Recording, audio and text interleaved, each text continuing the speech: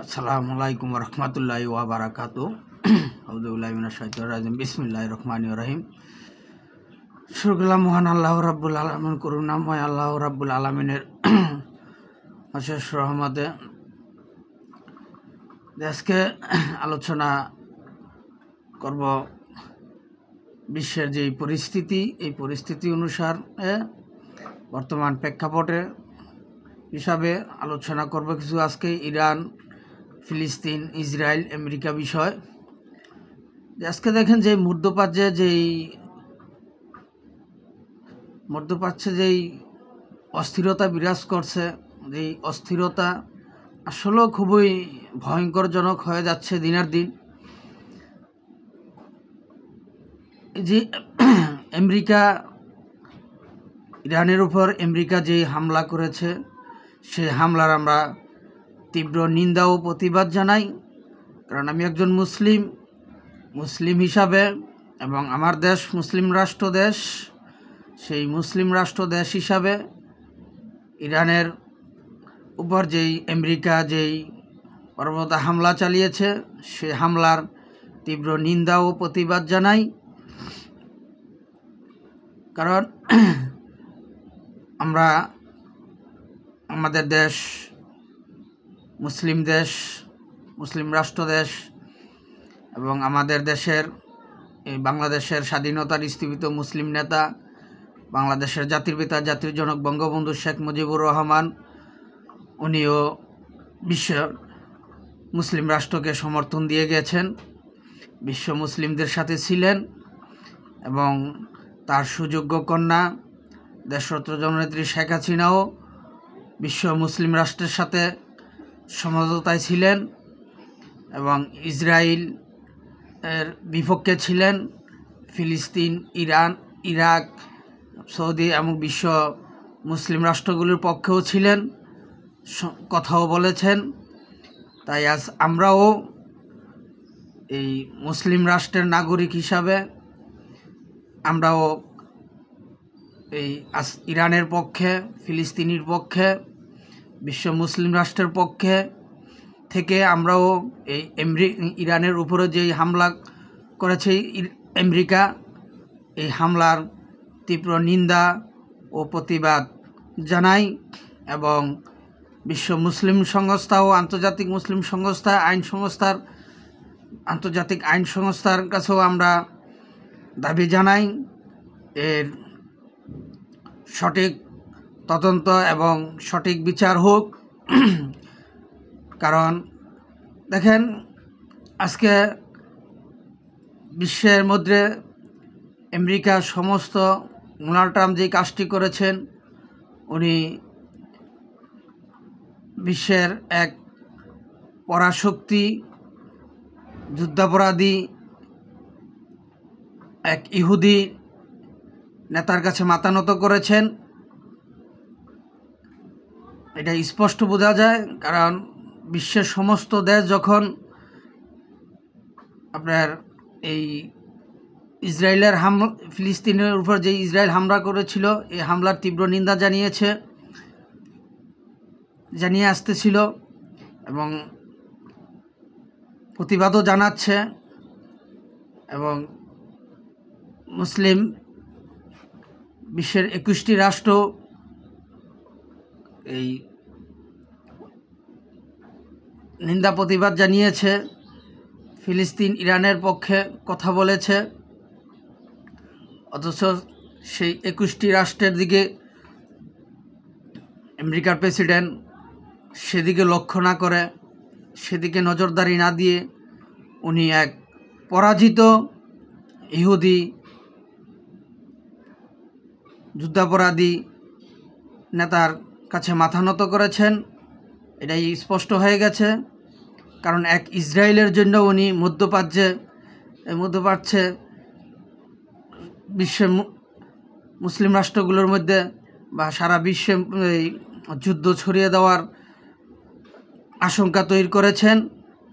কারণ আমেরিকা যদি, এই ডোনাল্ড ট্রাম্প যদি হামলা না করতেন ইরানের উপরে, অন্তত একটু আশা ভরসা পাওয়া যেত যে বিশ্বে অন্তত বিশ্বযুদ্ধটা লাগবে না। কিন্তু এখন আমরা যেটা দেখতে পারতেছি, আস্তে আস্তে এইভাবে আসলেও যুদ্ধ ছড়ায়া যাবে। তবে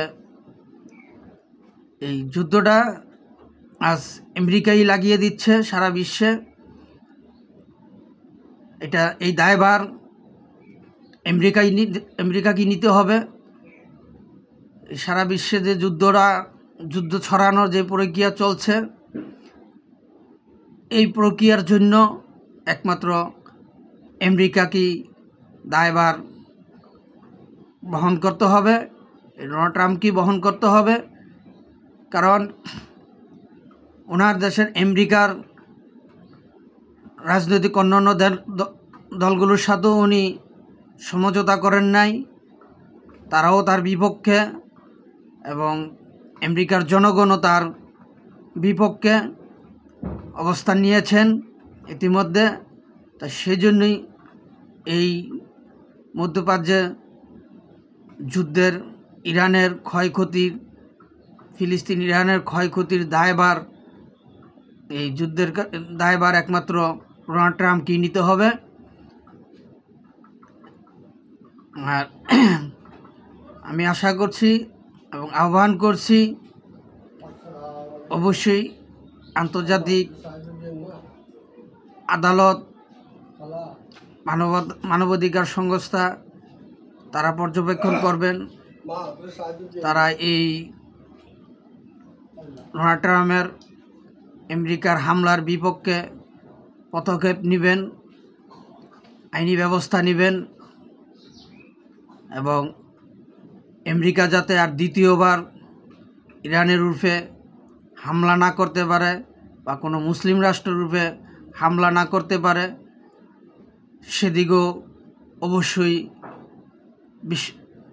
বিশ্ব আন্তর্জাতিক মানবাধিকার সংস্থা, আইন সংস্থা লক্ষ্য রাখবেন। আমি আশাই করি, কারণ আমরা যুদ্ধ চাই না। যুদ্ধ কোনো জাতিকে, সংঘাত কোনো জাতিকেই ভালো কিছু উপহার দিতে পারে না এবং শান্তি ফিরিয়ে আনতে পারে না। একমাত্র শান্তি ফিরিয়ে আনতে পারে একটা দেশে বা বিশ্বে, সেটা আলোচনার সমঝোতার মাধ্যমেই সম্ভব। যুদ্ধ সংগ্রামে কোনো কিছুই অর্জন করা সম্ভব না ক্ষতি ছাড়া। আজকে আমাদের যেমন বিশ্বের মধ্যে যে 21টি মুসলিম দেশ নিন্দা জানিয়েছে এই হামলার, কিন্তু আমাদের বাংলাদেশের বর্তমান অন্তর্বর্তী সরকার উনি নিন্দা পর্যন্ত জানান নাই।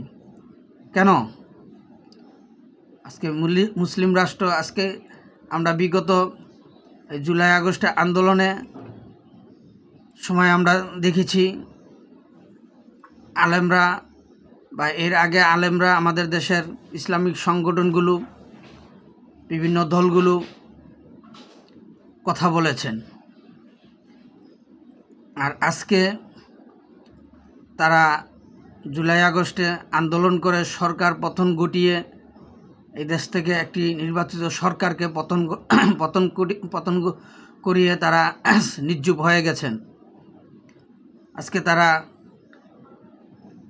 এই হামলার প্রতিবাদ জানাতে সাহস পাচ্ছেন না, নাকি তারা পরিকল্পিতভাবে এটা করেছেন যে এই দেশের মানুষকে এই ইসলামের দোহাই দিয়ে, ইসলামের আবেগ দিয়ে সাধারণ ছাত্র জনতাকে তারা উস্কাইয়ে দিয়ে এই সরকার পতন ঘটিয়েছেন।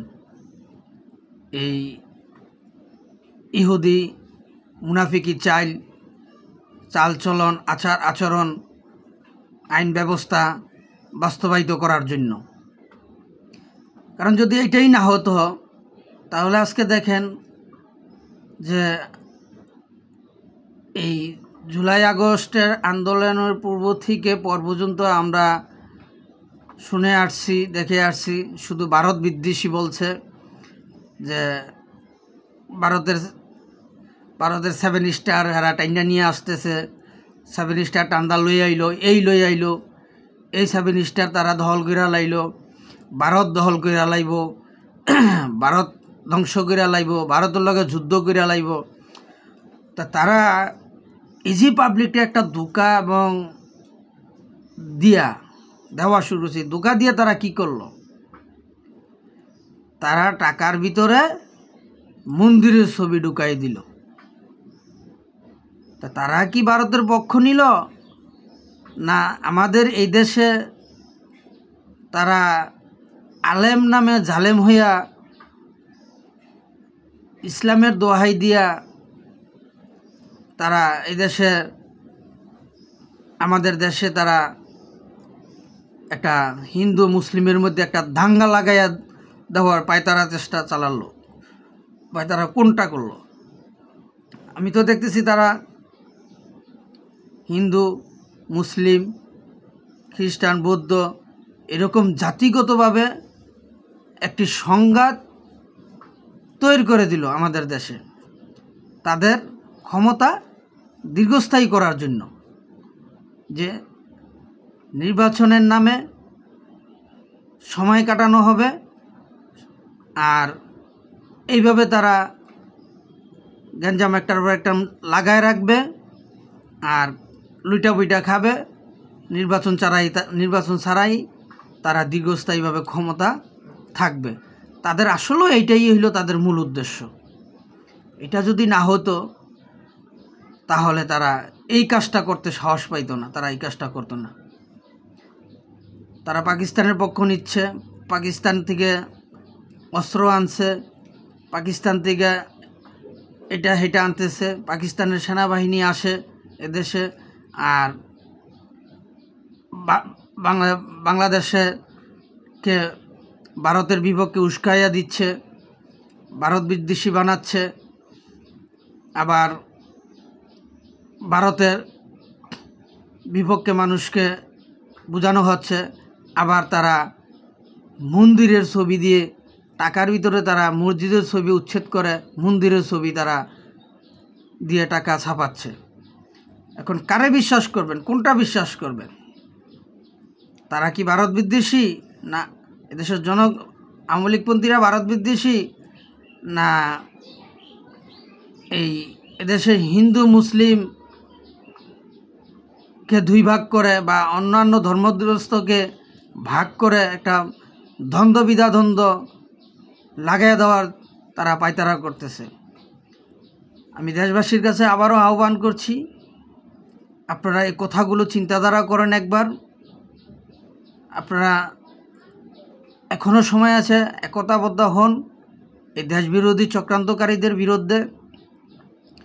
যারা আজকে মুসলিম দেশের, ইরানের মতো একটি মুসলিম দেশের উপর আমেরিকা হামলা করেছে, সেই হামলার প্রতিবাদ জানাইতে পারে না যেই দেশের সরকার,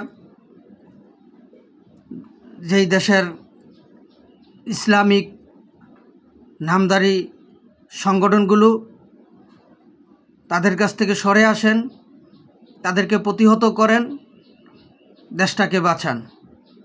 আমি দেশবাসীর কাছে আহ্বান করছি এবং বিশ্ব মুসলিমবাসীকে এক হওয়ার আহ্বান করছি। এখনও সময় আছে, আপনারা বিশ্ব মুসলিম এক হন, পদক্ষেপ নেন। ইরান, ইরাক, ফিলিস্তিন এদের পক্ষে হতি মানে ইসলামিক রাষ্ট্রগুলো আমরা এক হয়ে একত্রিতভাবে আপনারা ইসরায়েল এর ইহুদিবাদীদের উপরে বেশি না 4 থেকে 5 দিন একটানা একটি যুদ্ধ করে যান, হামলা চালান। 5-6টি দেশ যখন একসাথে হামলা চালাবেন তখন তারা ব্যর্থ হবে। আর যখন তারা ব্যর্থ হবে, হয় তারা বেঁচে থাকার জন্য তারা যেখান থেকে আসছিল এই ফিলিস্তিনে ভূখণ্ড ইসরায়েলে, হয় সেখানে চলে যাবে, আর না হয় শান্তিপূর্ণভাবে তারা ইসরায়েলে বসবাস করবে, আর না হয় তারা ধ্বংস হবে। এটাই হবে, এর ছাড়া কোনো উপায় নাই। বিশ্ব মুসলিমকে একত্রিত হতে হবে এখন এবং ইরানের সাথে একযোগে, ফিলিস্তিন সাথে একযোগে ইসরায়েলের ইহুদিবাদীদের উপর হামলা করতে হবে। তাহলেই বিশ্ব মুসলিম রাষ্ট্রগুলো রক্ষা পাবে, আর না হয়তো বিশ্ব মুসলিম রাষ্ট্রগুলো রক্ষা পাবে না। কারণ এই আমেরিকা এই প্রথম বিশ্বযুদ্ধ থেকে এ পর্যন্ত প্রত্যেকটা যুদ্ধই আমেরিকা লাগিয়ে আসছে প্রত্যেকটা দেশের সাথে। তারা প্রথমত ছায়া অস্ত্র বিক্রি করে, তারপর ছায়া যুদ্ধ করে, তারপর তারা সরাসরি অংশগ্রহণ করে। আর প্রথম যুদ্ধ থেকে দ্বিতীয় বিশ্বযুদ্ধ পর্যন্ত এ পর্যন্ত যতটা যে যুদ্ধগুলো হয়েছে, প্রত্যেকটা যুদ্ধই কিন্তু আমেরিকার পরাজয় হয়েছে, তারা কিন্তু জিততে পারে নাই। আর সেই না জিততে পারার কারণে আজও পর্যন্ত তারা বিভিন্নভাবে ষড়যন্ত্র করে যাচ্ছে, বিভিন্ন দেশকে বিভিন্ন প্রলোভ দেখিয়ে তাদের দেশে ঘাঁটি করে তারা যুদ্ধ পরিচালনা করার পায়তারা চালাইয়া যাচ্ছে। তাই এজন্য আমি বিশ্ব মুসলিমবাসীকে, বিশ্ব মুসলিম দেশকে আহ্বান করছি, আপনারা একত্রিত হন, এই বিশ্বটাকে, বিশ্বের সমস্ত মুসলিম দেশগুলোকে রক্ষা করেন এই ইহুদিবাদীদের চক্রান্ত থেকে।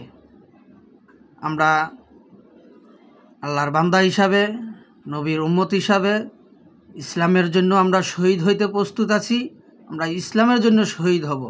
কিন্তু কোনো কাফের, মুনাফিক, ইহুদি, মুশফিকের কাছে আমরা মাথা নত করব না।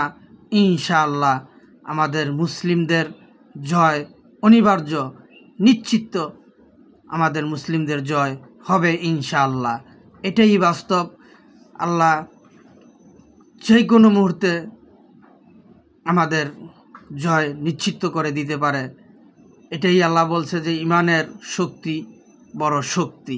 তাই আমরা আল্লাহর উপরে ভরসা করে নবীর উসিলায় আমরা বিশ্বাস করি যে আল্লাহ বলছে, আল্লাহ রাসূল বলছে যে মুসলিমের জয় হবে, ইনশাল্লাহ আমাদের মুসলিমের জয় হবে, এটাই নিশ্চিত।